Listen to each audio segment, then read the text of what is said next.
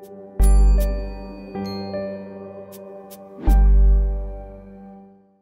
اللہ الرحمن الرحیم۔ تمام ناظرین کی خدمت میں السلام علیکم ورحمۃ اللہ۔ احتجاج تبرسی میں ایک روایت امام ہادی علیہ السلام سے ملتی ہے۔ امام فرماتے ہیں کہ اگر قائم کی غیبت کے بعد ایسے علماء نہ ہوتے کہ جو امام کی طرف لوگوں کو دعوت دیتے، کہ جو ہمارے جو مستضعفین ہیں تشیع میں سے ان کو دام ابلیس سے نہ بچاتے، نواسب کے چنگل سے نجات نہ دیتے، تو تمام لوگ مرتد ہو جاتے۔ ہم دیکھتے ہیں کہ علماء کا طبقہ کہ جو غیبت کے زمانے میں دفاع مکتب اہل بیت کے حوالے سے بہت فعال نظر آیا ہے اور انہوں نے بہت ساری خدمات انجام دی ہیں، لیکن اس حوالے سے ایک ہم یہ کہہ سکتے ہیں کہ ستم ظریفی ہے اور ہماری طرف سے کوتاہی ہے کہ علماء بر صغیر کے جنہوں نے مکتب اہل بیت کے دفاع کے لیے اس قدر خدمات انجام دی، بعض نے اپنی جانوں کا نذرانہ راہ اہل بیت میں پیش کیا، لیکن ان کا کہیں پر کوئی ذکر ہمیں نہیں ملتا۔ اور یہ ایک ایسی بات ہے کہ جس کی بابت ہم بروز محشر اہل بیت کی بارگاہ میں جواب دہ ہوں گے۔ یہ میں اپنے تمام ان نوجوانوں سے، اپنے ان تمام ناظرین سے کہ جو سوشل میڈیا پر ہوتے ہیں، جو ہر حوالے سے فعال نظر آتے ہیں، ان سب کی یہ ذمہ داری بنتی ہے کہ ایسی علماء کی خدمات کو سراہنا چاہیے، مختلف مناسبتوں پر ان کا ذکر کرنا چاہیے، ان کے حوالے سے لوگوں کو اویئرنیس دینی چاہیے۔ یہ ہمارے اوپر ذمہ داری ہے اور ہمارے اوپر ان علماء کا یہ احسان ہے۔ اسی موضوع کے ساتھ کہ دفاعی مکتب اہل بیت میں ہمارے علماء برصغیر کی کیا خدمات رہیں، انشاءاللہ آج کی اس پوڈ کاسٹ میں گفتگو ہوگی۔ اور میری خوش قسمتی ہے اور واقعاً میں اپنے لیے اس کو باعث اعزاز سمجھتا ہوں کہ اس موضوع پر ہمارے ساتھ گفتگو کرنے کے لیے جو شخصیت موجود ہیں، نہایت ہی قابل احترام معزز قبلہ علامہ طاہر اعوان صاحب۔ اور قبلہ بہت شکریہ آپ کا کہ آپ تشریف لائے۔ قبلہ، جیسا کہ ہماری آج کی پوڈ کاسٹ کا عنوان ہے دفاع مکتب اہل بیت کے حوالے سے علماء برصغیر کی خدمات، یہ جو میں نے ابتدا میں بات کی، آپ اس کی نہیں معلوم کہ تردید کرتے ہیں یا تائید کرتے ہیں کہ ہماری طرف سے واقعاً کوتاہی ہے کہ علماء نے اس قدر خدمات انجام دیں، اپنے گھر بار قربان کی، اپنی جانیں قربان کی، لیکن ان کا ذکر نہ ہماری مجالس میں نظر آتا ہے، نہ ہماری نشستوں میں نظر آتا ہے، کسی مقام پر بھی ان کا ذکر نہیں ہے۔ کیا ہم اس حوالے سے جواب دہ نہیں ہوں گے؟ ابتدا یہیں سے کریں گے، پھر انشاءاللہ آگے آپ سے استفادہ ہوگا۔ اعوذ باللہ من الشیطان الرجیم، بسم اللہ الرحمن الرحیم، وبہ نستعین، نعم المولا و نعم النصیر، الحمد للہ والصلاۃ علی اہلہ۔ سب سے پہلے تو میں شکر گزار ہوں کہ آپ لوگوں نے موقع فراہم کیا کہ بزرگان بر صغیر کے بارے میں کچھ معروضات پیش کی جائے اور ان کی جو تاریخ پہلو ہیں، ان کی کتابوں کے، ان کی آثار کو مجہول رکھنے کے اور محجور رکھنے کے، ان کے بارے میں تھوڑی سی گفتگو کی جائے۔ اور یہ جو آپ نے فرمایا ہے کہ اس کے بارے میں ہم کوتاہی نہیں کی، بہت زیادہ کوتاہی کی ہے، بہت زیادہ کوتاہی کی ہے۔ میں مقدمتاً فقط اتنا عرض کر دوں کہ آقا بزرگ طہرانی رضوان اللہ تعالیٰ علیہ نے کتاب لکھی ہے جو بین المللی کتاب ہے، جس کا نام ہے الذریعہ الی تصانیف الشیعہ۔ قرن چہار سے لے کر اب کے آقا کے اپنے اثر تک کی کتابوں کی فہرست ہے اس کے اندر، اور وہ تقریباً 30 جلدوں کے قریب ہے، اور 65,000 کتاب کی معرفی ہے۔ 65,000 تشیع کی، لیکن اس میں سے زیادہ تر 70-80% عربی کتابیں، فارسی کتابیں تقریباً 10-15% ہیں۔ صحیح۔ اور بر صغیر وہاں پر جو ہے وہ سورج کے سامنے ہے چراغ ٹمٹپا رہا ہے۔ اچھا، لیکن ہے، ایسا نہیں کہ نہیں ہیں، وہاں پر بھی کتابیں ہیں۔ جس کے نقطے کی طرف میں اشارہ کرنا چاہتا ہوں وہ یہ ہے کہ 65,000 کی قریب معرفی ہونے والی کتابیں 30 جلدوں میں، جس میں فقط مصنف کا نام اور ایک سطر 2 سطر کتاب کا تعارف ہے۔ ہم نے جہاں تک بزرگان بر صغیر کے بارے میں تورق کیا ہے اور ان کے حالات زندگی پڑھے ہیں، فہرست یہ وہ کم و پیش کرنے ہاش کے بعد، ہاش اور نو کے تو اتنے زیادہ آثار محفوظ نہیں رہے ہیں، نو کے بعد محفوظ ہیں کچھ نہ کچھ تھوڑے بہت، 40,000 کے قریب بر صغیر کے شیعہ کلام نے کتاب لکھی ہے۔ 40,000 کتابیں 40,000 9ویں صدی کے بعد؟ جی جی، اچھا، 40,000۔ اور یہ المیہ ہے نا کہ 40,000 کتاب جس منطقے میں لکھی گئی ہو اس کی 40 کتابیں ڈھنگ سے ہمیں مارکیٹ میں نہ ملتی ہوں، اس سے زیادہ تکثیر کیا ہوتی ہے، اس سے زیادہ ظلم اور کیا ہوتا ہے۔ صرف ایک نمونہ عرض کروں، ہمارے ایک بہت بڑی شخصیت گزری ہے جس کو شہید رابع کہا جاتا ہے، مرزا محمد کامل دہلوی رضوان اللہ تعالیٰ علیہ، کہ جب تحفہ اثنا عشریہ لکھی گئی تھی عبدالعزیز دہلوی صاحب کی طرف سے، تو اس کا جو جوابات آئے تھے، تو یہ ایک برادران اہل سنت کہتے تو ہیں کہ شیعہ کی طرف سے تحفے کا کوئی جواب نہیں آیا ہے، لیکن اتفاق یہ ہے کہ ابقات اور دوسری جلدوں کے علاوہ تحفے کے جتنے جواب ہیں نا، سب کے ساتھ عبدالعزیز دہلوی کے اپنے حیات زندگی میں لکھے گئے تھے، ٹوٹل جوابات، مکمل جوابات، مکمل۔ اس کی وجہ دلیل کیا ہے؟ دلیل یہ ہے کہ سب سے پہلے جواب خود مرزا کامل صاحب نے دیا ہے، جو مرزا کامل صاحب کے دہلوی صاحب کے جواب جو نزہہ اثنا عشریہ ہے 12 جلدوں کے اوپر، اس ایک کتاب کے علاوہ قبلہ صاحب کی 70 کتابیں مزید ہیں۔ دفاع مکتب اہل بیت میں ایک کتاب کے علاوہ 70 کتابیں مزید ہیں۔ نزہہ موجود ہے، اور یہ علمی پہ میں عرض کرنا چاہتا ہوں کہ مارکیٹ میں اس وقت 2-4 جلدوں کے علاوہ جو خاص لائبریریوں میں ہیں، جن کے عکس ہیں ہمارے پاس، خطی نسخوں کے بعد کے عکس ہیں ہمارے پاس، لیکن مارکیٹ میں ایک صفحہ بھی نہیں ہے۔ 70 جلدوں میں سے ایک صفحہ بھی نہیں ہے، اور مرزا صاحب نے اپنی جان کا نذرانہ بھی پیش کیا ہے۔ یعنی جس شخصیت نے مکتب کے دفاع میں 70 کتابیں لکھ کر اپنے آپ کو قربان کر دیا ہے، شہید ہو گئے تھے نا۔ یعنی ان کی شہادت کا بھی میں کہوں گا اگر تھوڑا سا بتا دیں گے تو۔ شہادت کا پہلو یہ ہے کہ بلا کہ جب آغا صاحب نے نزہہ اثنا عشریہ لکھی تو وہاں کے جو دہلی کے گورنر جو حاکم تھے، انہوں نے کہا کہ میرے ایک عزیز رہتے ہیں فلاں منطقے میں، وہ مریض ہو گئے ہیں، اور انہوں نے کہا کہ میرے علاج کے لیے فقط جو ہے طبیب خاص اور طبیب مطلق فلاں مرزا صاحب کو بھیجا جائے۔ تو مرزا صاحب نے کہا کہ بھئی اور طبیب بہت ہیں، یعنی خود یہ طبیب تھے، پیشے خود طبیب بھی تھے، آغا صاحب حکیم بھی تھے، آغا صاحب حکیم بھی تھے۔ تو حاکم نے کہا کہ نہیں آغا، ان کا اصرار یہ ہے کہ آپ کو ہی بھیجا جائے۔ تو پھر آغا صاحب گئے گھر، اور گھر والوں کو باقاعدہ کہا کہ آغا عبدالحسین امینی نے رضوان اللہ تعالیٰ نے کتاب شہداء الفضیلہ میں بڑی تفصیل سے لکھا ہے واقعہ۔ اپنے گھر والوں کے پاس گیا اور ان سے کہا کہ بھائی میں جو ابھی جا رہا ہوں تو میں علاج کے لیے نہیں جا رہا ہوں، میرا ابھی جنازہ واپس ہے، کہ مجھے کسی وجہ سے بلایا جا رہا ہے، لیکن اب ظاہر ان کے پاس کوئی اور عذر نہیں ہے، یہ ایک بہانہ ہے، ہمیں پتہ ہے کہ وہ کون لوگ ہیں، تو میں واپس شاید نہ ہوں۔ وہ ایسے ہی ہوا۔ اچھا، وہاں پہنچے تو زہر سے شہید ہو گئے۔ پھر ان کا داستان بڑی تفصیل سے لکھی ہے کہ کس طریقے سے فقط اسی کتاب کے نزہہ اثنا عشریہ تحفہ اثنا عشریہ کے جواب لکھنے کی وجہ سے وہ شہید ہو گئے۔ اور یہ کہ بھئی یہ تحفہ اثنا عشریہ کا جواب جو ہے عبدالعزیز دہلوی کے زمانے میں لکھا گیا تھا، اور ان کو چونکہ ان کی آغا کی شہادت جو ہے، عبدالعزیز دہلوی کی وفات ہے 1239 میں، اور آغا کی جو ہے شہادت 1225 میں ہے۔ اچھا، تو بہت پہلے شہید ہو گئے تھے۔ لیکن جو عبدالعزیز دہلوی صاحب کے جو خطوط ہیں، اس میں ایک حسن صاحب کا خط لکھا ہے انہوں نے، اور شاہ ولی اللہ صاحب کے ان کے والد کے شاگرد تھے۔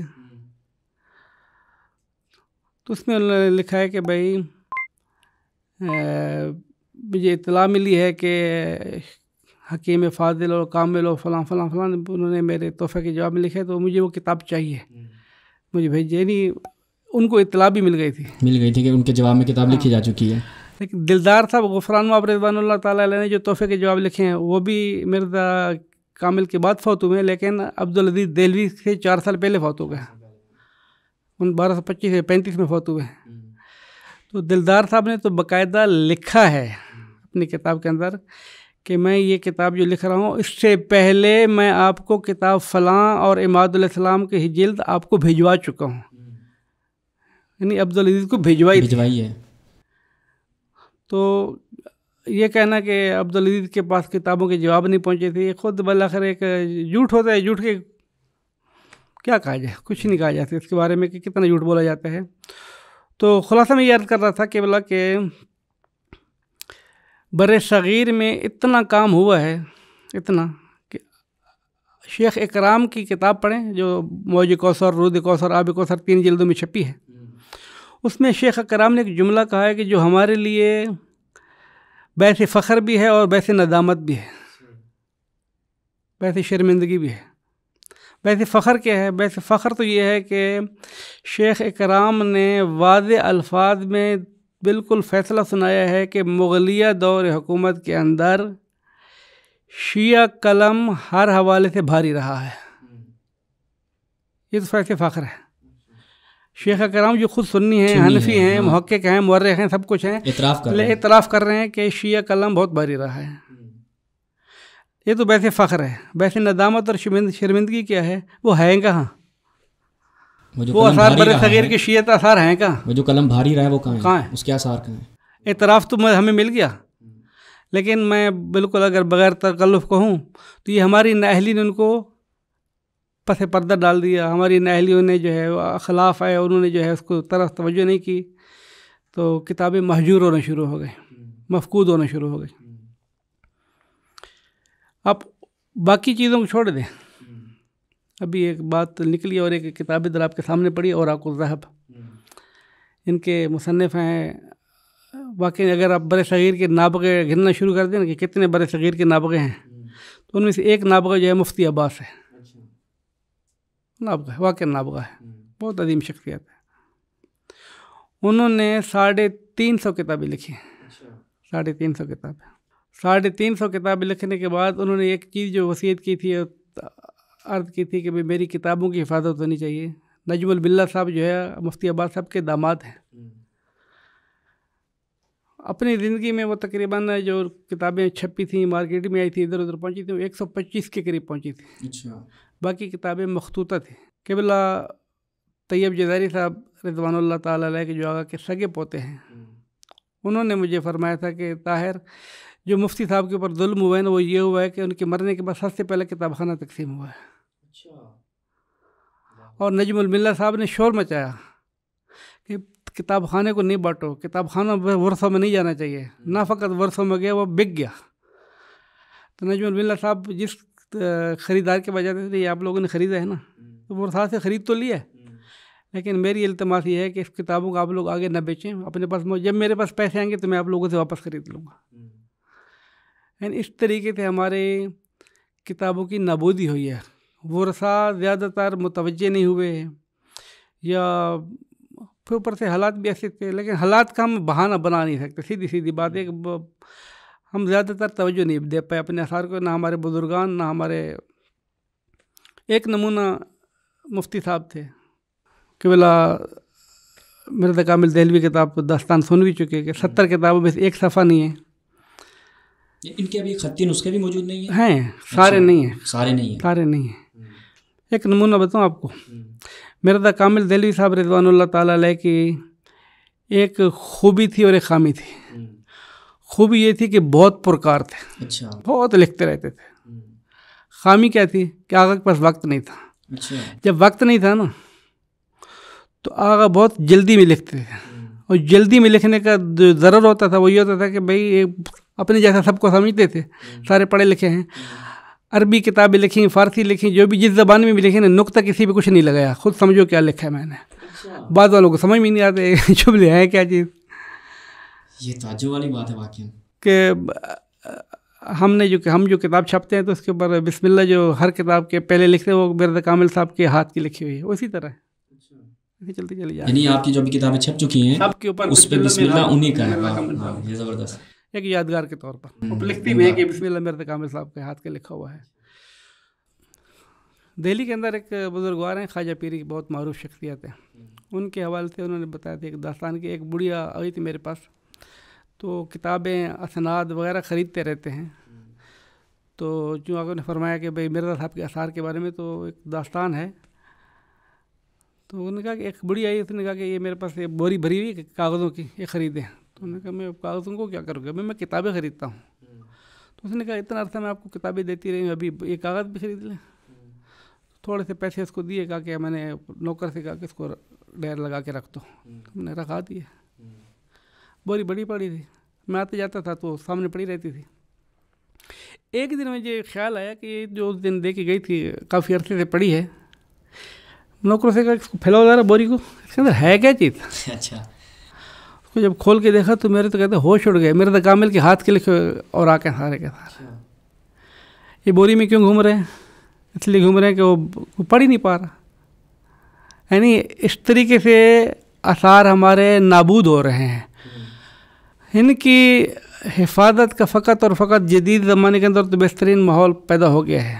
یعنی ڈیجیٹل کی جائے تو میرے خیال میں بچ سکتی ہے. چھاپ تو اب 40,000 کتابیں چھپنا تو قوم کی بس کی بات نہیں ہے. بہت ہماری قوم جو ہے وہ ماشاء اللہ بہت ڈھیلی ہے. ہر دوسرے بھی کام بہت ہیں نا ہمیں. دوسرے کام بہت ہیں. ایک المیہ جو میں عرض کر رہا تھا کہ ہمارے بر صغیر کے المیہ ہیں. ایک المیہ ہمارا بہت بڑا تفسیر لوام التنزیل کے حوالے سے. تفسیر لوام التنزیل جس کے بارے میں آیت اللہ العظمہ آغا مرشی رضوان اللہ تعالیٰ علیہ نے فرمایا ہے کہ اگر ایک ٹیم بیٹھ جائے اور وہ ٹیم بیٹھ کے کام کرے اور اس تفسیر کو زندہ کرے تو یہ تفسیر بہار الانوار سے بڑی ہوگی. اللہ اکبر. یعنی 110 جلدوں کو کراس کر جائے گی. نہ فقط یہ کہ بہار الانوار سے بڑی ہو جائے گی، لیکن آغا صاحب کا اگلا جملہ جو ہے بہت عظیم ہے. آغا صاحب فرماتے ہیں کہ اس وقت دنیا والوں کو پتہ چلے گا کہ شیعوں نے قرآن کی کیا خدمت کی ہے. شیعوں نے قرآن کی خدمت کی ہے ہوئی کہاں پر ہے؟ بر صغیر کے اندر، منطقہ لاہور کے اندر. دو مجتہدوں نے کی ہے. کون ہے دو مجتہد؟ آغا سید ابو القاسم رضوی رضوان اللہ تعالیٰ علیہ، جن کی پہلی تفسیر لوام التنزیل کی پہلی جلد جو ہے 1295 میں آغا نے شروع کی ہے. 96-95 کے شروع کی ہے. اور آغا صاحب کی وفات ہوئی ہے 1324 ہجری کے اندر. 1324 میں. صحیح. 5 سال وہ لے لیں، 24 سال یہ لیں، 29 سال آغا نے متواتر کام کیا ہے. 12 جلد لکھی تھی اور 13ویں جلد پہ شروع کیا تھا تو فوت ہو گیا. سورہ یوسف کی بحث تھی اور اس میں 80 صفحہ جو مربوط ہے عزاداری سے مربوط، گریہ سے مربوط، چونکہ وہاں پر گریہ کا مسئلہ آیا نا. تو پھر آغا صاحب کی تفسیر کی سب سے بڑی خوبی یہی ہے کہ جہاں پر جو مسائل آتے ہیں نا تو کلامی شبہات بہت رد کرتے ہیں. تو اصل محور ہے بھی کلام آغا کے تفسیر کا نا، شبہات رد بہت ہے. تو 13ویں جلد کے سورہ یوسف کے کچھ جلدیں لکھے، کچھ صفحات لکھے تو فوت ہو گئے. تو اپنے بیٹے کو وصیت کی آغا علی حیری رضوان اللہ تعالیٰ علیہ کو، اور کہا کہ بیٹا میری آپ کو فقط ایک ہی وصیت ہے. وصیت کے جملے بہت ہیں، 16-15 وہ بھی ہم نے چھاپے ہیں وصیت نامہ آغا حیری کا. ان میں سے ایک کتابوں کے بارے میں ایک جملہ یہ کہ میرا کتاب خانہ ضائع نہیں ہونا چاہیے اور تفسیر لوام التنزیل کامل ہونی چاہیے. اس کو آپ کامل کریں. وصیت کی انہوں نے، یہ وصیت تھی. تو آغا حیری کے زندگی میں تو کتاب خانہ ضائع نہیں ہوا، لیکن آغا حیری کے وفات کے بعد کتاب خانہ نابود ہو گیا. اس کتاب خانے کی جو بچی ہوئی کھچی کی جو کتابیں بچی ہیں وہ مدرسہ منتظر میں منتقل ہوئی ہیں. لیکن جس کتاب خانے کی حفاظت کے لیے 2 دروغہ رکھے جاتے تھے اب 8 الماریاں بچی ہوئی ہیں. تو 8 الماری کو تو 2 دروغہ نہیں تھے نا، بہت بڑا کتاب خانہ تھا. یہیں سے پتہ چلتا ہے نا 2 دروغہ رکھیں کتنی عظیم لائبریری تھی. کتنی لائبریری تھی. اب 8-10 الماری بچی ہوئی ہیں. تو المیہ کیا عرض کر رہا تھا؟ المیہ یہ عرض کر رہا تھا کہ 29 سال ابو القاسم رضوان اللہ تعالیٰ علیہ نے اس تفسیر کے اوپر لگایا ہے. اور 13ویں جلد کے مقدمے میں لکھا ہے آغا نے، جو شروع کیا نا آغا حیری صاحب نے، تو انہوں نے لکھا ہے کہ میں والد صاحب کی وفات کے بعد 1 ہفتہ میرے پاس مجالس ہوتی رہیں، لوگ آتے رہے فاتحہ کرنے کے لیے فلاں فلاں. تو 1 ہفتہ جو ہے میں علمی کام کرنے سے رکا رہا. تو میں اس وقت کی ضیاع کا قوم سے معذرت چاہتا ہوں. یہ بہت بڑا حرف ہے کہ ایک مجتہد فوت ہو جاتا ہے، اس کے احصال ثواب کے لیے مجلس ہو رہی ہے، نواب آ رہے ہیں، یہ آ رہے ہیں، شخصیت آ رہے ہیں، تو بیٹا جو ہے اس کام میں مصروف ہے. تو اب قوم سے معذرت کر رہے ہیں کہ 1 ہفتہ میرا ضائع ہو گیا ہے، میں علمی کام کوئی نہیں کر سکا ہوں، ابھی میں لکھنا شروع کر رہا ہوں 1 ہفتے کے بعد. تو آغا نے شروع کی تفسیر لکھنا شروع کی اور آغا صاحب کی وفات ہے 1360 ہجری میں، اور آخر ایام تک لکھتے رہے. تفسیر لوام التنزیل کا آغا صاحب 27ویں پارے تک لے کے گئے تھے، جو ہر جلد 1 پارے کی ہے. تو آغا صاحب بھی انتقال ہوگا، لیکن پوری تفسیر نہیں کر پائے. تفسیر جو لکھی تھی بچ جاتی نا تو اتنا دکھ نہ ہوتا کہ بلا، یہ دکھ نہ ہوتا. دکھ یہ ہوا ہے کہ 2 مسلم مجتہد آغا حیری کے 8 جلدوں پر فتاوی ہے، فتاوی حیری. 2 مسلم مجتہدوں نے جس کتاب کو لکھنے کے لیے 65 سال صرف کیے ہیں، ملت اس کتاب کو بچا نہیں سکی ہے. اس سے بڑا کیا سلام ہے، اس سے بڑا کیا ظلم ہوگا. اور یہ ایک تفسیر ہے، اس کے علاوہ 150 کتابیں اور ہیں. 150 کتابیں والد و بزرگ کی ایک اور ہیں. امام زمانہ کے موضوع پہ بہترین کتاب آغا حیری صاحب کی ہے، غایۃ المقصود فی احوال مہدی الموعود، 4 جلدیں. وہ اس زمانے میں چھپی تھی، 100 سال دوبارہ کچھ چھاپتا نہیں ہے.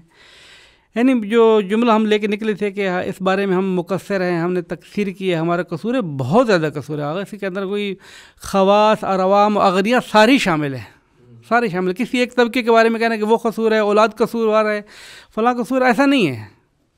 کیونکہ ناصر ملت کا جملہ ہے نا، ناصر ملت سے فرمایا تھا کسی نے کہ آقا نے فرمایا تھا جب مجھے کہتے ہیں کہ بھائی آپ کتابیں لکھتے چلے جا رہے ہیں، لکھتے چلے جا رہے ہیں، لکھتے چھاپیں بھی تو نے کہا کہ میرے پاس چھاپنے کے وسائل نہیں ہیں، لکھنا میری ذمہ داری ہے. جو جس کی ذمہ داری وہ تو ادا کرے نا. تو عالم کی ذمہ داری کیا تھی؟ عالم کی ذمہ داری تھی کہ لکھے کتاب، اپنے علم کو ظاہر کرے. اب اس کے پاس وسائل چھاپنے کے نہیں ہیں تو یہ چھاپنے کی ذمہ داری اغنیاء کی ہے، وہ بھی اپنا حق ادا کریں. وہ نہیں کرتے. جب نہیں کرتے ہیں تو پھر وہ رہ جاتے ہیں کام. جب رہتا ہے تو پھر میں اس طرح پھر آہستہ آہستہ کم نشینی ہوتی ہے اور سا کے بھول جاتے ہیں، کتاب نہ بول دیتے. تو 40,000 کتاب بر صغیر کے اندر لکھی گئی ہے. ایک ابھی ہمارے اوپر جو میں پہلی جملہ عرض کیا تھا، ایک تو تہمت لگائی جاتی ہے یا وہ کیا جاتا ہے کہ بھئی تحفہ نشر ہے وہ کتاب جس کا کوئی جواب نہیں ہے. ہم نے 1235 ہجری کے آج سے تقریباً 9 سال پہلے، آپ اس وقت قم میں نہیں آئے تھے میرے خیال میں، 9 سال پہلے مدرسہ حجتیہ کے اندر قبلہ دلدار صاحب رضوان اللہ تعالیٰ علیہ کی وفات کو پورے 200 سال ہو گئے تھے، چونکہ 1235 میں فوت ہوئے تھے. اور مرزا کامل صاحب کے بارے میں بعض روایات بھی ہے کہ 1235 میں شہید ہوئے ہیں، بات کہتے ہیں 1225 میں شہید ہوئے ہیں. تو 1235 کے دوار سے ان کی بھی شہادت تھی 200 سالہ، اور یہی 2 بزرگوار تھے جنہوں نے تحفے کے سب سے پہلے جواب دیا تھا. تو ہم نے مدرسہ حجتیہ کے اندر 200 سالہ تحفہ نشریہ کے جوابوں کی تقریب اور ان مصنفین کے حالات زندگی کے حوالے سے ایک پروگرام کیا تھا، سیمینار کیا تھا بہت بڑا. تو تحفہ نشریہ کے جوابات اجالتاً اور جو جلدی ہمیں مل سکے تھے اکٹھے کر کے ہم نے 60 جلدوں میں رونمائی کیے ہیں. 60 جلدوں کے اندر جس کا نسخہ ہمارے پاس موجود ہے. اور ادھر سے بات کیا کی جاتی ہے کہ یہ وہ کتاب ہے جس کا آج تک شیعوں نے کوئی جواب نہیں دیا تھا. اب اس کا کیا علاج کیا جائے؟ 60 جلدوں میں ہمارا جواب موجود ہے. جلدی کتاب جو ایک جلدی کتاب کا 60 جلدیں موجود ہیں. وہ تو ہم نے 9 سال پہلے کام کیا تھا. اب ہمارا الحمدللہ وہ تقریباً 95 جلدوں پہ جا چکا ہے. اب دوسرے آثار بھی اکٹھے ہو گئے اور بھی مل رہے ہیں. مرزا ہادی رسوا رضوان اللہ تعالیٰ علیہ کے اس پیغام سے میرا یہ پیغام بھی شاید چلا جائے کہ مرزا ہادی رضوان اللہ تعالیٰ علیہ، ہادی رسوا جو عمرہ جان کے مصنف اور ادیب تھے، انہوں نے اردو میں منحصر بفرد تحفہ کا ایک ہی جواب دیے ہیں، اور وہ جواب فقط ایک ہے ادیب کے قلم سے اور ایک دفعہ بھی چھپا نہیں ہے. 16 جلدوں میں مشتمل جواب، اردو کا ایک ہی جواب، قوم اس کو چھاپ نہیں پا رہی ہے. میں نے جب سے میں اس فیلڈ میں آیا ہوں کہ ردود تحفہ اکٹھا کروں، تقریباً میں یہ کوئی 12واں سال ہو گیا ہے، اور ہر آدمی سے جو بھی کہتے ہیں نا ہمارے لیے لائق کوئی حکم ہو، ہمارے لیے کوئی خدمت ہو فلاں، تو میں کوئی خدمتیں تو ہوتی رہتی ہیں، سب آدمی سے بلا ناغہ ایک ہی جملہ کہتا ہے ہادی رسوا کا نسخہ چاہیے ہمیں. آپ کے کوئی بس چل سکتا ہے تو مدرسۃ الواعدین کی لائبریری میں خطی نسخہ پڑا ہے، ہمیں عکس چاہیے، اس کے عکس کے لیے عکاس لے جائے، عکاسی کرے، ہم اس کا سارا ہدینہ دینے کے لیے تیار ہیں. لیکن ابھی تک 12 سال میں ہمیں اس کے کوئی ہدینہ نہیں مل رہا. یہ مدرسہ کہاں پہ ہے؟ لکھنؤ کے اندر. اچھا، لکھنؤ کا مدرسہ ہے، وہاں پر نسخہ موجود ہے. مدرسۃ الواعدین موجود ہے، مدرسہ کتاب خانہ موجود ہے، نسخہ موجود ہے. اور ابھی بھی میرے 2-4 دن پہلے ان کے مدیر سے بات ہوئی تو اس نے کہا کہ آغا اس کا 2 ہی راستے ہیں، یا آپ لکھنؤ آ جائیں اس نسخے سے استفادہ کریں، یا پھر دعا کرتے ہیں جب چھپے گا تو آپ تک پہنچ جائے گا، ورنہ کوئی اور تیسرا راستہ ہمیں سمجھ میں نہیں آ رہا ہے. اب کیوں نہیں سمجھ میں آ رہا ہے، کیوں نہیں حل ہو پا رہا یہ مسئلہ، یہ ہماری سمجھ میں نہیں آ رہا ہے کہ اس نہیں تجربہ نہیں، بہت بڑا تجربہ ہے. تو اگر کوئی سن رہا ہے ہماری بات کس تک پہنچ سکتی ہے، تو ایسے کتاب خانے جو ملی سرمایہ ہیں اور کتابوں کے وارثین کی اولاد، ان کے مدرسوں کے بانیین کی ان کی اولاد دوسرے ملکوں میں چلی گئی ہو، بزرگان بڑے درد رکھتے تھے، ان کی اولاد اتنا درد نہیں رکھتی. تو جو بھی کام کر سکتا ہے، اس کا پہلا مرحلے کا کام یہ ہے کہ اس قسم کے ملی سرمایوں کو ڈیجیٹل کیا جائے. یہ ڈیجیٹل ہوں گے تو قوم کا سرمایہ ایک حد تک بچ جائے گا. پھر دوسرے مرحلے پہ جو ہے کتابوں کی عکاسی کی جائے گی، پھر ٹیپنگ کی جائے گی، پھر چھاپی جائے گی، پھر مطبوع ہو جائے گی. ہم نے آج سے 12 سال پہلے بر صغیر کے جو آثار کو جمع کرنے کا سلسلہ شروع کیا تھا، جس کے عنوان سے آپ نے امر فرمایا تھا کہ کچھ بولیں، تو یہی تھا کہ میں نے ایک تھیسس لکھا تھا کہ جب صفویہ حکومت قائم ہوئی تھی نا یہاں پر، تو ایران کے اندر حکومت صفویہ قائم ہوئی تو ہر طرح سے جو ہلچل بچی، تو جہاں پر دوسرے حملات ہوئے تھے شیعوں کو ختم کرنے کے لیے، وہاں پر ایک حملہ شیعوں کے اوپر ختم کرنے کا تھا، علمی حملہ بھی تھا، رد شبہات آ رہے ہیں، کتابیں آ رہی ہیں، یہ آ رہی ہیں، وہ آ رہی ہیں، تو ہمارے علماء نے ان کے جوابات دینا شروع کر دیے۔ تو میرا موضوع یہ تھا کہ صفویہ دور حکومت میں کتاب شناسی توصیفی تالیفات عالمان شیعہ در رد کتب اہل سنت، کہ یہ بزرگ اہل سنت نے ایک کتاب لکھی تھی، اس کا جواب عالم اہل سنت نے یہ دیا تھا، عالم شیعہ نے یہ دیا تھا، اور مجھے اس کے بارے میں یہ معرفی کرانی تھی کہ یہ شیعوں کی کتاب اس وقت کہاں پر ہے، کس پوزیشن میں ہے، چھپی ہے نہیں چھپی ہے، دنیا کے کس کتاب خانے میں محفوظ ہے، خطی ہے، قلمی ہے، زبان کیا ہے، موضوع کیا ہے، اس مصنف کی دیگر کتابیں گئی تھی، بایوگرافی مجھے بہت کچھ بتانی تھی۔ تو پھر جامعۃ المصطفیٰ نے مجھے دفاعیہ کرنے کے بعد کہا کہ بھئی آغا قزوینی ہمارے داور تھے، تو انہوں نے پھر آغا رافی کو لکھا کہ بھئی اس کے موضوع کو آگے بڑھایا جائے، تو مجھے کہا کہ بھئی اس کتاب کو اور آگے بڑھائیں۔ پھر ہم نے غیبت صغریٰ سے لے کر عصر حاضر تک کے موضوع کو لے لیا، لیکن موضوع وہی رکھا، عصر غیبت سے لے کر عصر حاضر تک بر صغیر میں کیا نام ہے کل جہان تشیع کے اندر جتنے بھی شبہات کیے کہ ان کے ردود ہماری طرف سے، شبہات نہیں، جتنی بھی اہل سنت برادران کی طرف سے شیعوں کے خلاف کتابیں لکھی گئی ہیں، ان کے جو جوابات لکھے گئے ہیں، اچھا ان کے جو جوابات لکھے گئے ہیں، ورنہ امامت کے موضوع پہ ہمارے پاس 5000 سے زیادہ کتاب ہے، تو ساری شبہات ہے، لیکن ہم ان کتاب کو لیں گے کہ جو مثال طور ابقات الانوار جیسی ہے کہ جو تحفہ کا جواب ہے، جو تحفے کے جواب کی کتابیں آئیں گی وہ ہمارا موضوع آئے گا، دوسری کتابیں آئیں گی تو میر حامد صاحب کی کتاب استقصال الافہام ہم لیں گے، کیوں لیں گے کہ وہ منتهى الکلام کا جواب ہے، لیکن انوار الاسفار آگے کی نہیں لیں گے، کیوں نہیں لیں گے؟ اس لیے کہ وہ جواب نہیں ہے۔ اگر آغا نے شوارق النصوص لکھی ہے 5 جلدوں کے اندر تو بہترین کتاب ہے، بہترین جو ہے وہ اس کے اندر متائن بھی ہیں، سب کچھ ہے اپنی جگہ پر، علمی ترین کتاب ہے، لیکن ہمارے موضوع سے خارج ہے۔ کیوں خارج ہے؟ اس لیے کہ وہ کسی کتاب کا جواب نہیں ہے، اگرچہ شبہات کا جواب ہے۔ تو میر حامد صاحب نے شوارق النصوص لکھی، ابقات لکھی، استقصاء لکھی، اس قسم کی کتاب لکھی، تو جو ہماری موضوع سے متعلق ہے، موضوع کیا ہے؟ اس کتاب کا جواب یہ کتاب ہے۔ تو وہ تھیسس کے اندر میں نے ذہنی دوبارہ جو پیش کیا تھا عصر غیبت سے کبھی بھی ادامہ دار ہے، 1625 کتابوں کا میں نے تعارف کرایا، یہ کتاب اس کے جواب، یہ کتاب اس کے جواب، یہ کتاب اس کے جواب۔ تو یہ کام کرنے کے لیے ضروری تھا کہ ایک کتاب خانہ تشکیل دی جائے جس کے اندر فقط علماء کی حالات زندگی اور کتاب خانوں کی فہرستیں لائی جائیں۔ تو آپ نے دیکھا میرا جو کتاب خانہ ہے وہ اکثر اسی موضوع سے مربوط ہے۔ پہلی دفعہ جب اس موضوع کے اندر ہم گئے آگے طرف تو پہلی دفعہ ہماری بھی آنکھیں کھلی، وہ 350 بر صغیر میں کتاب لکھ رہا ہے، وہ 400 لکھ رہا ہے، وہ 200 لکھ رہا ہے، وہ 150 لکھ رہا ہے۔ وہ جو ایک بتاتے تھے کہ بھئی بر صغیر میں شیعہ کلام بہت بھاری تھا، بھاری سمجھ میں آ رہا ہے ہمیں کتابوں کے اندر، لیکن وہ ہیں کہاں کتابیں؟ تو اس وقت تھوڑا سا یہ ایک سوچ بھی آئی اور تھوڑے سے ضمیر نے بھی جھنجھاڑا کہ بھئی کسی کو پتہ نہیں تھا نا، طاہر تمہیں تو پتہ چل گیا ہے کہ کتابوں کے توفیق جباری کے طور پہ تمہیں پتہ چل گیا کہ اس نے 300 مفتی عباس صاحب نے 350 کتابیں لکھی ہیں، مرزا صاحب نے 70 کتابیں لکھی ہیں، حدین الہیجی نے جو ہے 250 کتاب لکھی ہے۔ اتنی کتابیں تھیں، 40,000 کی کتاب آنے کے بعد کچھ کہاں ان کا بالآخر قصور کیا ہے کہ بھئی یہ وقت بر صغیر کے ہیں، ہم اتنے نہیں غیر پرست ہو گئے ہیں کہ اپنوں، اگر میں ایک شکوہ کر رہا ہوں ابھی اتفاق سے آگے میرے منہ پہ تو میں روکنا نہیں چاہتا ہوں کہ بر صغیر کے وہ علماء موجودہ معاصرین کی میں بات کروں جو میرے اس وقت خطاب ان سے ہے، وہ اہل کلام، وہ محققین اور مترجمین کہ جو ترجمہ کر رہے ہیں، جو کتابیں لکھ رہے ہیں، آپ مارکیٹ کو تو پوری مارکیٹ کو آپ نے ترجمے کو بھر دیا ہے، تو میں یہ اس کا اعتراض نہیں کر رہا ہوں کہ آپ شاید ہمارے پہ اتنا عرضہ ہی نہیں ہے کہ ہم کچھ لکھ پائیں، چلو ترجمہ کر کے قوم کو کچھ دے دیں، ٹھیک ہے لکھ کریں آپ لوگ، لیکن کیا مجھے مشکل آپ لوگوں کے پاس کہ ایک سے ایک اچھے موضوع کے اوپر ہمارے بر صغیر کے عالم نے لکھا ہے، آپ اس کا کیوں نہیں ترجمہ کرتے؟ اس کو زندہ کر، اس طریقے سے کر لیں، کم از کم ترجمے کے ذریعے سے کر لیں۔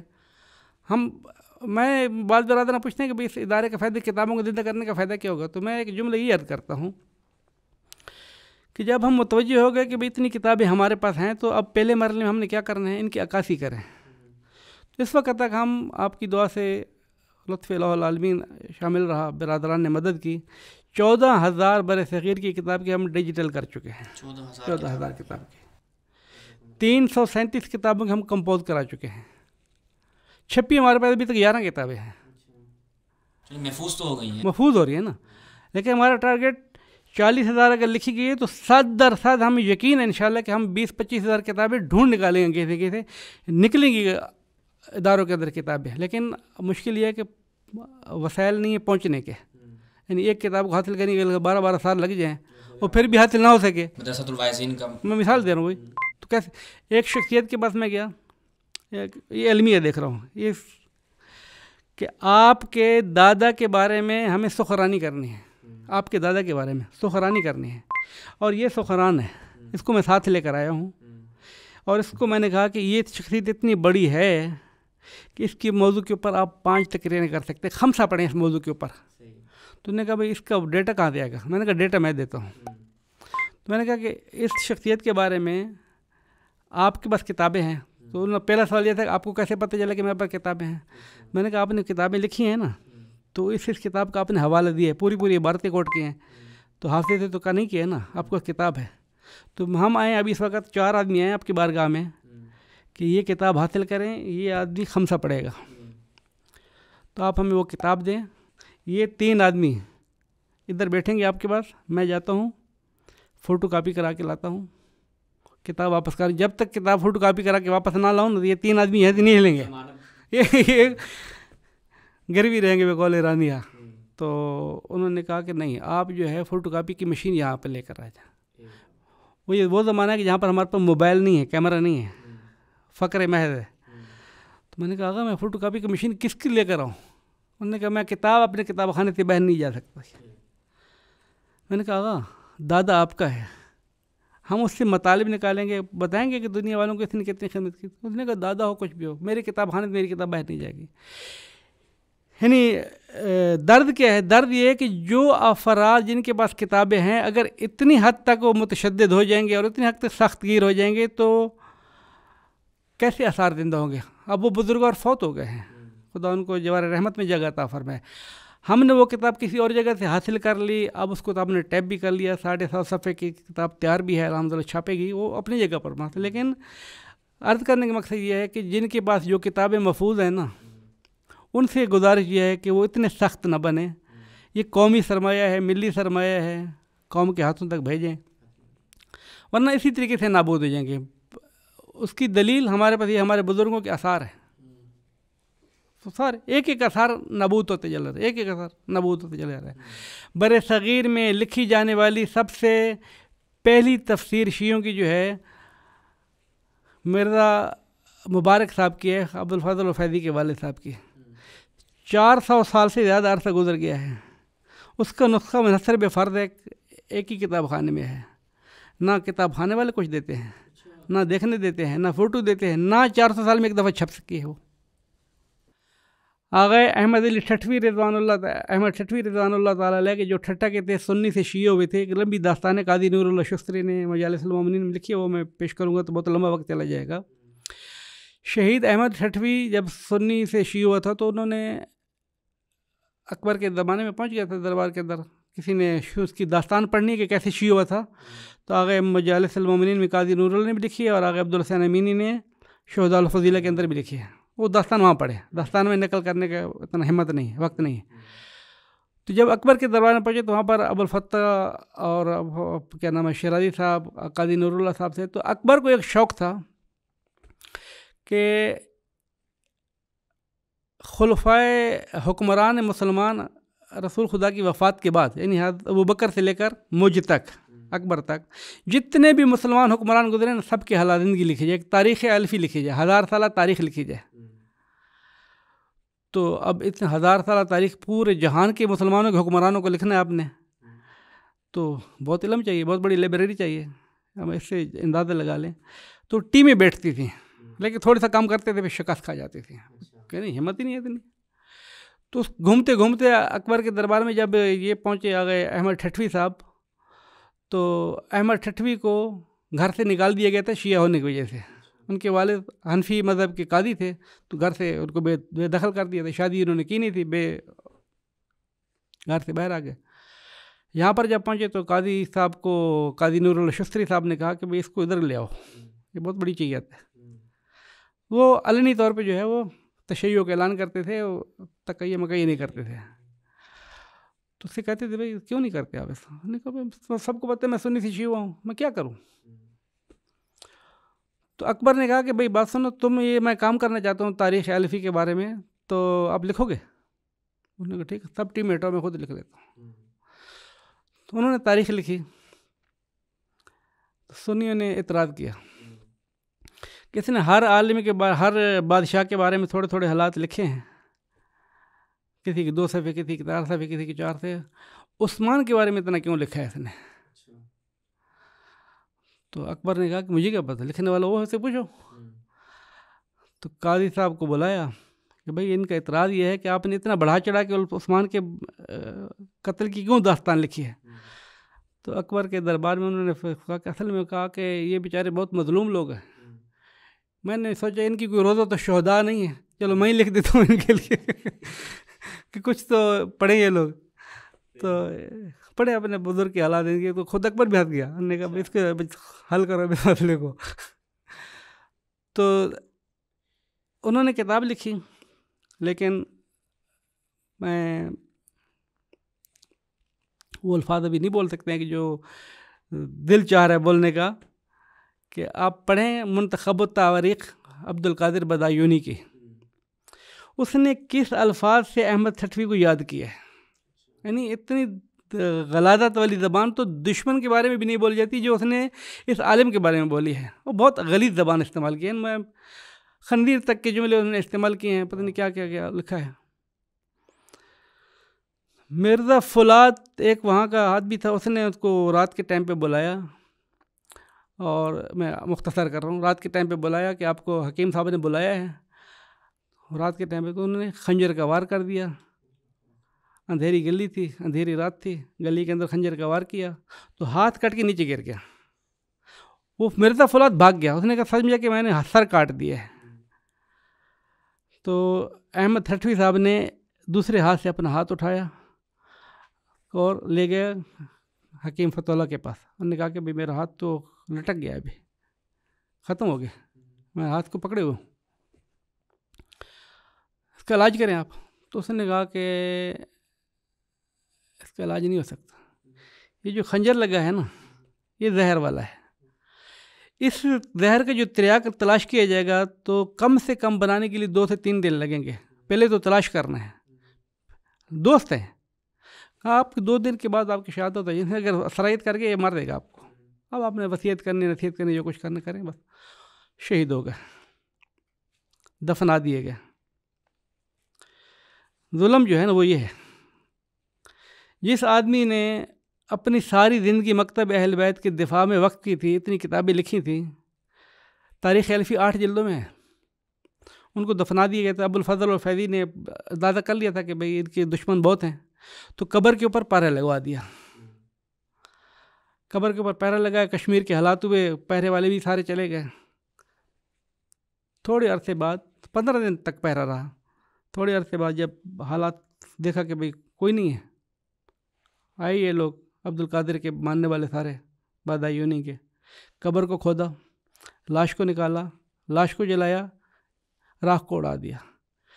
احمد ٹھٹوی صاحب رضوان اللہ تعالیٰ علیہ کہ شیعہ کے جرم میں اپنی، جو میں نے جملہ عرض کیا تھا کہ اپنی جان کا نذرانہ قربان کیا ہے، جان دے دی ہے، آثار چھوڑ گئے ہیں، شادی نہیں کی ہے، اولاد نہیں ہے، دوسرے مکتب والے ان کے آثار زندہ نہیں کریں گے، ان کے وارثین فقط اور فقط مکتب اہل بیت کے ماننے والے ہیں، وہ اس طرح متوجہ نہیں تھے۔ ایسے بزرگوں کا جرم کیا ہے کہ انہوں نے اپنی جانوں کو نذرانہ پیش کیا، ان کے آثار اسی طرح مٹی کے ڈھیر پڑے ہیں۔ یعنی ہمارا کوئی وظیفہ نہیں بنتا کہ ہم ان کی کم از کم ایسی شخصیات کے کہ جنہوں نے جانیں قربان کی، اولادیں قربان کی، گھر جلوا دیے. اور یہ ایک دو تین نہیں ہے، بر صغیر کے 5000 اہل قلم خدا کی بارگاہ میں اپنی نذرانے کر کے پہنچ چکے ہیں اور کتابیں ان کی گل سڑ رہے ہیں. ہمارے اندر اتنا ہمت نہیں ہے یا دغدغہ نہیں ہے کہ ہم 5000 میں سے 5 کے بارے میں قوم کو کچھ بتا تو دیں. یہ سب کے لیے مشترکہ شکوہ ہے. میں خود ایک حوزے میں کافی وقت ہو گیا قبلہ، اس چیز کا اعتراف کرنے میں کوئی ننگوار نہیں ہے کہ بہت سی ایسی ابھی جی آپ نے جن شخصیات کا تعارف بھی کروایا، اصلاً ان شخصیات سے کوئی آگاہی نہیں تھی، عوام تو دور کی بات ہے. آپ خود بھی حوزے میں کافی وقت سے ہیں کہ حوزے کے کتنے افراد ان افراد سے آشنا ہیں کہ وہ آگے عوام کو بتائیں. اصل مشکل یہ ہے، میں اور تو عرض کر رہا ہوں کہ اصل مشکل یہ ہے کہ عوام کو بتانے والے تو خواص چاہیے نا. میں بھی تو عرض کر رہا ہوں کہ اس وقت حوزہ علمیہ جو ہم جس میں بغیر کسی تعارف کا عرض کر رہا ہوں کہ حوزہ علمیہ کے اگر ہم صحیح بات کی جائے، ان سے کہیں گے اگر بر صغیر کے ٹھیکہ لیا ہے نا تو بر صغیر کے 5 شخصیات کے بارے میں 1 گھنٹے کی سخرانی کریں کہ مکتب بر صغیر کے اندر مکتب اہل بیت کشور کفر میں آیا ہے، کافر ہے. فتوحات تغلق جو ہے وہ ادھر سے تو واضح طور پہ لکھ رہا ہے. تغلق اپنی فتوحات میں لکھتا ہے کہ میں نے روافض کے علماء کو اکٹھا کیا، میں نے روافض کی کتابوں کو اکٹھا کیا. یہ علامہ حلی کا زمانہ ہے، قرن 8 پہ، اور بھرے عام میدان کے اندر ساری کتابیں روافض کی جلا دی، علماء کو قتل کر دیا. یعنی اور تو لوگ مطمئن ہو گئے تھے اب شیعت کی صدا بند ہو گئی ہے، شیعت کا لکھنے والا کوئی نہیں ہے. تغلق تو یہ اعتراف کر چکا ہے کہ میں شیعہ علماء کو مروا چکا ہوں، کتابیں جلا چکا ہوں، اب شیعت کا ہندوستان کے اندر خاتمہ ہے. گلی گلی شیعہ کس نے پھیلائی ہے بھائی؟ گلی گلی ماتم ہو رہا ہے، گلی گلی عزاداری ہے. آگے میں ابھی اگر کہہ دوں، غفران معاب رضوان اللہ تعالیٰ علیہ کی خدمات واقعی جس طریقے سے پیش کی جانی چاہیے نہیں کی گئی ہیں، ابھی تک نہیں کی گئی ہیں. اور قاضی نور اللہ شستری رضوان اللہ تعالیٰ علیہ کی اس سے زیادہ خدمات ہیں جو بالکل ہی مجہول ہیں. یہ ہماری ایک سب سے بڑی بدبختی، پتہ نہیں کہ کب ہمارے اندر ختم ہوگی. یعنی یہ درد ہے ہمارے اندر. ایک تو قومی، قبیلی، خاندانی تعصب بہت ہے. اگر کسی کے سامنے کہہ دی قاضی نور اللہ شستری نے یہ کام کیا تو نہیں نہیں نہیں نہیں آپ کیا کہہ رہے ہیں بھائی؟ قاضی صاحب نے کیا کام کیا؟ ہمارے جج نے کام کیا. بھائی آپ کے جج نے کام کیا ہے، ان کی خدمات کو کیوں انکار کر رہے ہو؟ تعصب کی کیا بات ہے؟ قاضی نور اللہ شستری کی قبر کو تلاش کرنے کے لیے امیر حامد حسین رضوان اللہ تعالیٰ علیہ اور ان کے بڑے بھائی سید اعجاز حسین کنتوری صاحب ڈھونڈ رہے ہیں کہ وہ قاضی صاحب کی قبر کہاں پر ہے، ڈھونڈ رہے ہیں. میر صاحب نے اپنے حالات لکھے ہیں، یعنی میر حامد صاحب نے اپنے ہاتھ سے لکھا ہے. جب ہمیں پتہ چلا کہ وہاں پر اس علاقے میں گئے تو اس علاقے کے اتنے متاثر تھے کہ ہمیں بتاتے نہیں تھے کہ قاضی کے دفنایا کہاں گیا تھا. بالآخر ہم نے جنگل میں جا کے تلاش کر لی. یہ قبر کو آشنا کرانے والے یہ خاندان ہے. جب دیکھیں کتنا اعتقاد ہے اس شخصیت کے اوپر. میں میر حامد صاحب کی بات کر رہا ہوں کہ میر حامد صاحب فرماتے ہیں کہ جب منتہی الکلام لکھی گئی تھی نا، ہم اس وقت بچے تھے، میر حامد صاحب چھوٹا تھا، کہتے کہ ہمارے اندر اتنا علم نہیں تھا، تو 20 سال تک منتہی الکلام لکھنے کے بعد جو ہے وہ للکار کرتے تھے ہماری کتاب کا کوئی جواب نہیں ہے. تو میں گیا شخصاً قاضی نور اللہ شستری کی قبر پہ، وہاں پہ جا کے ہدیہ نماز پڑھی 2 رکعت اور قاضی کی قبر میں عریضہ ڈالا. قاضی کو وسیلہ قرار دیا خدا کی بارگاہ میں کہ رب کریم تجھے واسطہ اس سید شہید کا کہ تمہیں ہمارے علماء کو ہمیں توفیق دے کہ ہم اس کتاب کا جواب دے دیں گے. یہ لوگ ہیں جو ہمیں کھاتے ہیں کہ اتنے جو ہے آپ کتابیں جو ہیں وہ لکھ رہی ہیں، کوئی جواب نہیں دے رہا. کہا کہ قاضی صاحب مرزا صاحب فرماتے ہیں کہ میر حامد صاحب کہ مجھے نہیں پتہ تھا کہ یہ کام بھی خدا نے مجھ سے ہی لینا تھا. پھر بعد میں جا کے استقصال افہام لکھی، اور استقصال افہام جب لکھی تو ایک جملہ تھا سب کا کہ منتہی الکلام، تو پھر وہ فرار ہو گیا، پھر بھاگ گیا. تو جملہ یہ تھا کہ منتہی الکلام کو مرزا احمد نے نہیں لکھا ہے، حامد صاحب نے نہیں لکھا ہے، سارے لکھنؤ کے علماء نے مل کے لکھا ہے. یعنی اتنی عظیم ترین کتاب ہے. میر حامد صاحب کے سفر نامہ پڑھیں نا، تو میر حامد صاحب کہتے ہیں کہ جب میں نجف پہنچا تو علماء میرے استقبال کے لیے آ گئے، جب میں مکہ پہنچا تو وہاں کے جو شیعہ علماء تو وہ میرے استقبال کر رہے تھے، فلاں پہنچے تو کیوں پہنچے؟ اس لیے کہ استقبال کیوں، میری کتاب استقصال ہم سب تک پہنچی ہوئی تھی. تو استقصال اتنی بڑی کتاب ہے، یعنی واقعاً پر ابھی ہمارے پاس ایک ایک کتاب کے بارے میں گفتگو کرنے کا، ایک ایک کتاب کے بارے میں واقعی علیحدہ سے گفتگو کرنی چاہیے. اس کتاب کی عظمت کیا ہے، مقام کیا ہے، محتوا کیا ہے، جلدیں کیا ہیں. یہ تو تھوڑا سا درد دل کلیات تھی کہ جو میں نے آپ کی خدمت میں پیش کی ہے. اس حوالے سے کوئی ہمارے لیے حکم ہو تو. قبلہ آپ اختتام کرتے ہیں گفتگو کا، اور ایک شخصیت کہ جو ایک نابغہ شخصیت تھیں جنہوں نے مکتب اہل بیت کا اس قدر دفاع کیا کہ مخالفین آج بھی ان کی کتابوں سے کانپتے ہیں. اور ہمیں دیکھنے کو ملتا ہے کہ مخالفین نے لکھا، اور آقا امام خمینی نے اپنی کتاب میں لکھا کہ جتنا میر حامد کی ابقات کو ضائع کرنے میں ان لوگوں نے محنت کی، ہم نے بچانے میں محنت نہیں کی. اور میرا یہ ایک جملہ میں نے سنا ہوا ہے، میں اس جملے پہ آپ کی تائید بھی لینا چاہوں گا کہ واقعاً یہ میر حامد کی ابقات کے حوالے سے آقا عبدالحسین امینی نے لکھا کہ اگر ابقات نہ ہوتی تو میں الغدیر نہ لکھ پاتا. یہ جملہ ہم نے سنا ہے، اب نہیں معلوم کہ یہ کس قدر حقیقت رکھتا ہے. تو میر حامد کے حوالے سے اختتامیہ کچھ آپ بیان فرما دیں ان کی کتاب کے حوالے سے، اور یہ جملہ ہے اس حوالے سے بھی.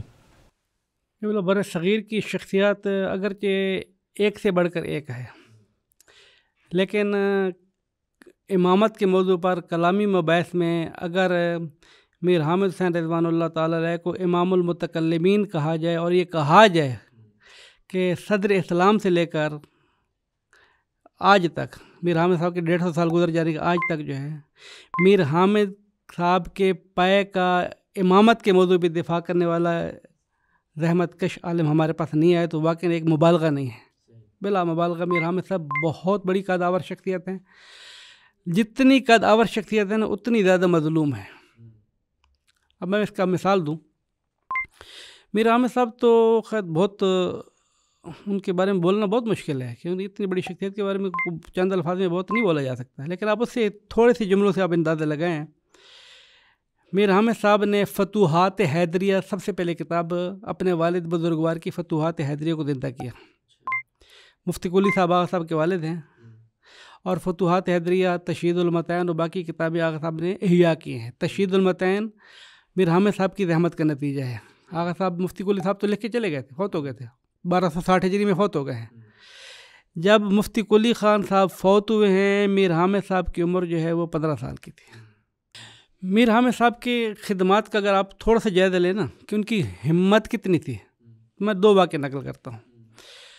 میر حامد صاحب رضوان اللہ تعالیٰ علیہ نے اپنے والد کی کتاب تشہید المتین جو تازہ 16 جلدوں میں چھپی ہے،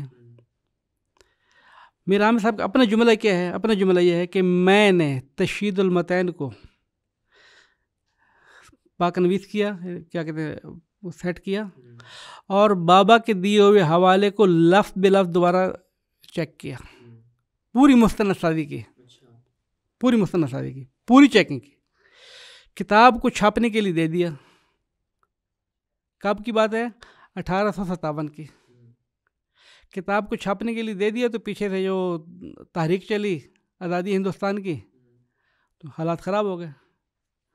حالات خراب ہوئے تو میر حامد صاحب کے جملے یہ ہیں کہ جس ناشر کے پاس میں نے کتاب دی تھی اس کو مار دیا گیا. پہلا کام تو یہ ہوا کہ ناشر، اب دنیا کس حالات میں کون سے حالات چلا رہی ہے، لیکن جو شیعت کا دشمن ہے وہ اپنا کام کر رہا ہے. میر حامد صاحب یہ کہتے ہیں کہ ناشر کو تو مار دیا گیا، کتاب اس نے چھاپ دی تھی، 300 کے قریب نسخہ چھپا تھا، لیکن مجھے زندگی میں ایک نسخہ بھی نصیب نہیں ہوا. میں نے عمراء کو خط لکھے، میں نے شخصیات کو خط لکھے، میں نے افراد کو خط لکھے، علماء کو خط لکھے کہ تشہید المتین جس قیمت میں بھی، جس حالت میں بھی، جب جس کو ملے نا میں خرید کے لیے تیار ہوں، اور عمراء کو میری مدد کریں آپ لوگ اس کتاب کو تلاش کرنے میں. وہ کتاب نہیں ملنی تھی تو آج 1444 تک وہ کتاب نہیں ملی. میر حامد صاحب مایوس ہو گئے. 16 جلدیں کتاب جدید چھاپی ہوئی ہے، ٹھیک ہے. میر حامد صاحب مایوس ہو گئے.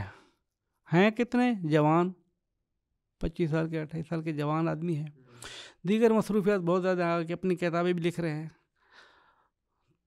تو اب نسخہ اصلی جو تھا آگا کہ جس کو پاک نویس کیا تھا، اور وہ تو جو اصل دیا تھا چھاپنے کے لیے تو اس کے بعد لے کے اصل نسخہ اپنے پاس رکھا تھا. پھر نئے سرے سے دوبارہ شروع کیا گا. ہم تو ایک 10 صفحے کے برگا لکھ رہے ہیں تو ہماری جان آ جاتی ہے کہاں غائب ہو گیا. وہ 16 جلدیں دوبارہ نہیں مل رہی نہیں، چلو چھوڑو ہم نئے سرے سے لکھیں گے. تشہید المتین کو زندہ کیا ہے. استقصال افہام کو لکھا ہے. آغا صاحب کی ٹوٹل زندگی کتنی ہے؟ 60 سال ہے. 1244 میں پیدا ہوئے ہیں، 1306 میں فوت ہو گئے. مفتی عباس صاحب کے شاگرد ہیں. 60 سال کے اندر تشہید المتین 16 جلدوں میں علیحدہ احیاء کی ہے. ابقات الانوار 30 جلدیں علیحدہ لکھی ہیں. استقصال افہام تو ایک بہت بڑا شاہکار ہے. وہ شاہکار کے جو واقعاً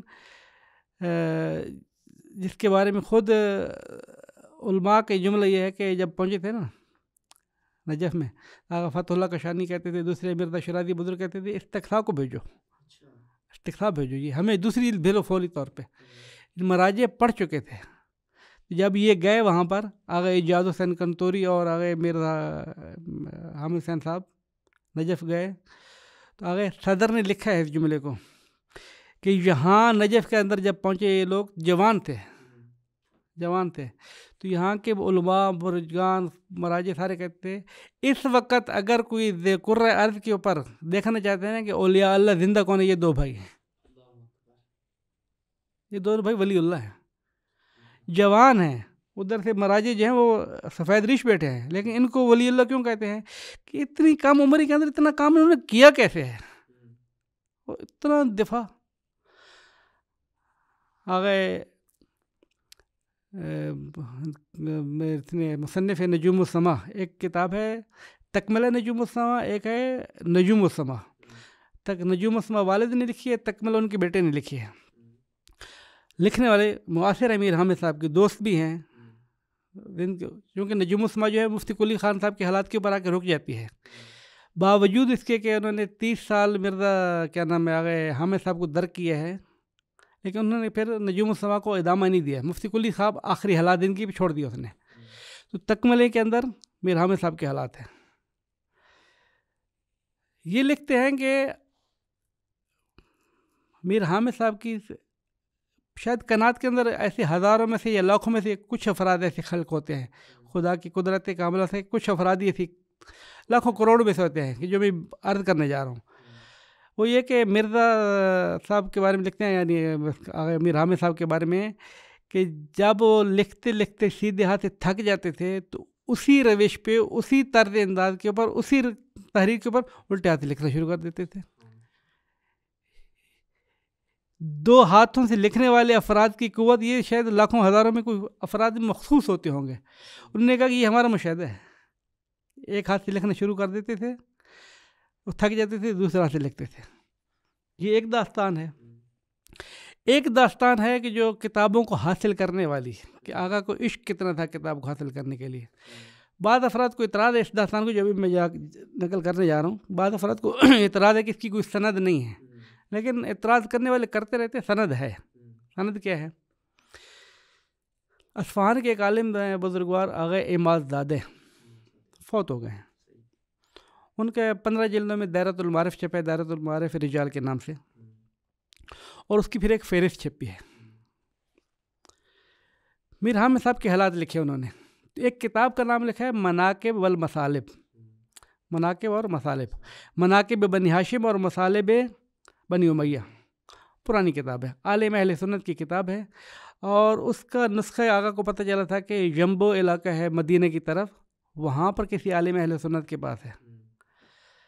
آغا عماد زادہ لکھ رہے ہیں اس سند کے ساتھ کہ مجھ سے آغا رضا تہرانی نے نقل کیا ہے. آغا عماد زادہ کتاب میں لکھ رہے ہیں کہ مجھ سے آغا رضا نقل کیا ہے کہ جب میں نجف گیا، کب؟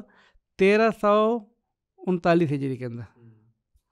جب میں نجف گیا 1339 1939، تو وہاں پر میری ملاقات ہوئی ناصر حسین ناصر ملہ صاحب سے، میر حامد صاحب کے سب سے بڑے جانشین اور فرزند، جو ایک ہی جانشین بچے ہوتے ہیں جنہوں نے واقعاً میر حامد صاحب کے کام کو تکمیل کیا ہے.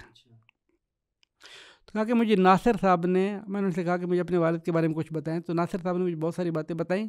میں نے جملہ عشق بے کتاب کے کتاب کو حاصل کرنے کے لیے کیا کیا جاتا ہے یہ واقعے بھی بتائے جو بھی میں لکھ رہا ہوں کتاب کے اندر. تو اس کا لہٰذا عماد صاحب لکھ رہے ہیں رضا ایت اللہ رضا تہرانی قول سے اور اللہ تعالیٰ جو ناصر ملت سے نقل کر رہے ہیں، پھر واسطہ آپ کو کیا چاہیے؟ اور اگر ناصر ملت خود نقل کر رہے ہیں تو بات کیا تھی کہ جب آغا کو پتہ چلا کہ یہ کتاب مدینہ کے اندر ہے تو آغا سفر کرتے ہیں، حج پہ جاتے ہیں، وہاں جا کے اپنے مال کی لباس پہنتے ہیں. مال کی لباس چونکہ ہاتھ کھول کے نماز پڑھتے ہیں، تو ہاتھ کھول کے نماز پڑھے گا تو کوئی مشکل کھڑی نہیں ہوگی. تو اپنے آپ کو مال کی ظاہر کیا، اور فقوں کے مالک تو ویسے ہی تھے، کوئی مسئلہ تو ان کے لیے پوچھنا مشکل ہی نہیں تھا کہ بھائی آپ کو فقہ مال کی کچھ سنیں. تو چاروں مسائل کے اوپر عبور تھا آگا کو. تو مال کی مذہب کے مطابق اپنے آپ کو ظاہر کیا، وہاں پر خادم بنے عالم کے. خادم بننے کے بعد ان سے کہا کہ مجھے اپنے کتاب خانے میں جگہ دو، چونکہ میں ہندوستان میں ہمارے یہاں بہت بھوت ہوتے ہیں نا، جن پریاں، تو میں ایک مانوی جگہ پہ سوتا ہوں تو مجھے ٹھیک سکون آتا ہے. چلے گئے اندر، وہاں پر آگا نے کتاب خانے سے وہ کتاب تلاش کی. کتاب تلاش کرنے کے بعد اس کے نسخہ برداری کی. نسخہ برداری کرنے اس کے کاغذ جو علیحدہ علیحدہ رکھتے رہتے تھے. 2 ماہ لگے، 3 ماہ لگے، چونکہ سارا دن تو مزدوری کرنی ہے، سارا دن تو اس کی نوکری کرنی ہے. رات کو جب وہ سوئے گا تو کتاب خانے میں جائے گا تو کام کس وقت کرے گا. تو وہ کتاب کا نسخہ تیار کیا. جب تیار ہو گئی تو آغا صاحب سے چھٹی لے کے آ گئے اور پھر خط لکھتے ہیں کہ میں اصل میں میر حامد ہوں اور میں آپ میرا نام سنا ہوا تھا، یہ جو بھی ہے میں اس کتاب کے حصول کے لیے آیا تھا، اب میں کتاب لے آیا ہوں، آپ کا شکریہ اور آپ کی اجازت. یعنی نصر صاحب کہہ رہے تھے کہ میرے والد نے کتابوں کے حصول کے لیے بہت زحمت کی، اور یہ واقعی زحمت کی. اور ایک تحریر جو آغا میر حامد صاحب کی اپنے ہاتھ سے لکھی ہوئی ہے، جو جگہ جگہ چھپی بھی ہے، پرنٹ بھی ہوئی ہے، ہمارے بعض دوستوں نے چھاپی ہے. اس کے اندر ایک جملہ ہے، اپنے کسی عزیز کو خط لکھتے ہیں اور کہتے ہیں کہ دنیا جو ہے نا یہ گزران ہے، اس کی طرف توجہ نہ کر، اپنی اتنی عظیم زندگی کو دنیا کی خاطر نہ گزارو، اپنے جد کے مکتب کو دفاع کرنے کے لیے آئے جاؤ. پھر ایک جملہ کہتے ہیں، دشمنان جو ہے نا ہمارے مخالفین، جا بجا مجمع ساختند، جگہ جگہ جو انہوں نے اپنے گروہ بنا لیے، اس موضوع پہ یہ لکھے گا، اس موضوع پہ یہ لکھے گا، اس موضوع پہ یہ لکھے گا، وہ ان طرف کثیر در نظر نمی آیا. اس طرح کا جملہ ہے، یہاں پر کوئی دکھائی نہیں دیتا ہے. تو آپ اپنا کام چھوڑو، آپ نوکری کرنے جاتے ہو تو باہر گھومنے جاتے چھوڑ دو، اپنے مسجد کے مکتب کی دفاع کرنے کے لیے آ جاؤ. یعنی میر حامد صاحب کے اگر ہم خلاصہ کہیں، جس طرح کہتے ہیں نا امام خمینی کا جملہ آپ نے نقل کیا ہے، کشف الاسرار میں امام نے یہ جملہ لکھا ہے کہ میر حامد کی کتابیں ہمارے لیے حجت کبریٰ ہے. حجت کبریٰ ہے، لفظ حجت کبریٰ کا ہے. اور آغا امینی کا جملہ، آغا امینی نے کہا کہ میں جب ابقات کو دیکھتا ہوں نا تو میں اس یقین کی منزل پہ ہوں، یہ وہ آثار ہے مرزا کامل کے، اس کے میر حامد صاحب کے، کہ جس کے نزدیک باطل نہ آگے سے، نہ پیچھے سے، نہ دائیں سے، نہ بائیں سے پھٹک نہیں سکتا ہے. قرآن کی بات یہ جملے اس کے اثار سے پھر آغا نے جو الغدیر لکھی ہے، 4 مہینے آغا ہندوستان میں رہے، ابقات سے استفادہ کیا ہے. الغدیر کی اصالتاً جو ہے ابقات الانوار کلی طور پہ 30 جلدوں میں ہے جو لکھی گئی ہے، اور 12 احادیث ہیں، آیات قرآنی، عقلی دلائل، ان 3 حصوں میں تقسیم ہے.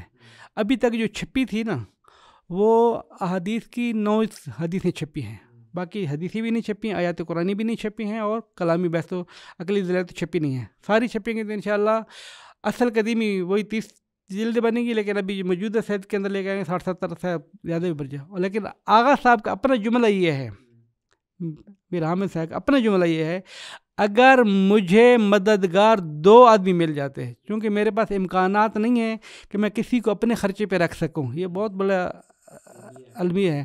اگر مجھے مددگار 2 مل جاتے جن کو میں خرچے پہ رکھ سکتا تو میں امامت کے موضوع پر بہار الانوار سے بڑا مسئلہ لکھتا. انشاءاللہ.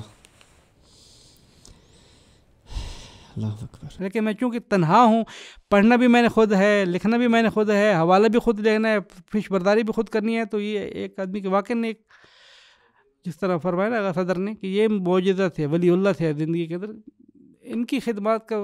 اور میں جس طرح عرض کر رہا تھا کہ جتنی یہ شخصیات عظیم ہیں، جتنی انہوں نے بڑی خدمت کی، اتنا زیادہ ہم نے ان کے اوپر ظلم کیا ہے، ہم نے ان کو محجور کیا ہے. واقعاً قبلہ ابھی وقت کے دامن میں گنجائش نہیں تھی، اور اس پہ تو ہم میرے خیال میں شاید جیسے کہتے ہیں نا 110 بہار سے بھی اوپر جاتی ہیں، ہم اتنی ایپیسوڈ کریں تو یہ بھی کم ہے. تو بس ہم نے کوشش کی، ہماری ایک صحیح تھی کہ ہم مومنین تک، ہمارے جتنے بھی ناظرین ہیں ان تک حقائق کو پہنچائیں، ہمارے جو علماء کی خدمات ہیں ان کو پہنچائیں. اور میں واقعاً میرا یہ ایمان عقیدہ ہے کہ یہ جن علماء نے مکتب اہل بیت کی خدمت کی، اپنی جانوں کا نظرانہ پیش کیا، وہ اس وقت ہمیں سن رہے ہوں گے. ہم ان کی بارگاہ میں جو ہے وہ شرمندہ ہیں، اور شرمندگی کے علاوہ ہمارے پاس کچھ نہیں ہے. ہم نے واقعاً ان کی خدمات کا اعتراف نہیں کیا، ان کی خدمات کو لوگوں تک نہیں پہنچایا. تو اس بابت ہم ان تمام جو مکتب اہل بیت کی خدمت کرتے ہوئے اس دنیا سے چلے گئے ان کی بارگاہ میں شرمندہ ہیں. اور تمام ان شہداء اور علماء سے ہم یہ درخواست کریں گے کہ بروز محشر وہ ہماری شفاعت کریں اور ہمیں اپنی شفاعت سے محروم نہ کریں. اسی کے ساتھ ہماری آج کی اس پوڈ کاسٹ کا ہم اختتام کرتے ہیں. انشاءاللہ کوشش کریں گے اس موضوع پہ دوبارہ قبلہ صاحب سے استفادہ کیا جائے. تب تک کے لیے والسلام علیکم ورحمۃ اللہ.